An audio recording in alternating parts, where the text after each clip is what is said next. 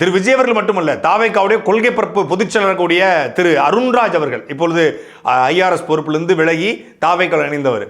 அவர் ஒரு முக்கியமான கேள்வி கேட்டார். அந்த கேள்வி நாம கேட்ட கேள்விதான். கூலிப்படை கூட செய்ய துணியாத ஒரு கொலையை இந்த அரசு பண்ணிருக்கிறது. அப்போ உங்களுக்கும் கூலிப்படைக்கும் என்ன வித்தியாசம்? கூலிப்படை பணத்தை கொடுத்துட்டா வந்து வெட்டி கொள்ளுவான், எவன வேணாலும் கொள்ளுவான், என்னைய கொள்ளுவான், இல்ல உங்களை கொள்ளுவான், யாரை வேணாலும் கொள்ளுவான். பணம் கொடுத்தா போதும், அவனுக்கு யாரும் தெரியாது. அதே போல மேலதிகாரி உத்தரவு போட்டாங்க, உயரதிகாரி சொல்லிட்டாங்கன்னா எஃப்ஐஆரே போடாம எவனா இருந்தாலும் தூக்கி கொண்டு வச்சு அதாவது இது வந்து அன்அபிஷியல் கஸ்டடி. அன்அபிஷியல் கஸ்டடிங்க தாண்டி இது ஒரு கிட்னாப் அண்ட் மர்டர். இது ஒரு கடத்தி கொலை இணையான ஒரு கொலை தான் இந்த கொலை. அதைத்தான் திரு அருண்ராஜ் அவர்கள் கேள்வி கேட்டிருக்காங்க.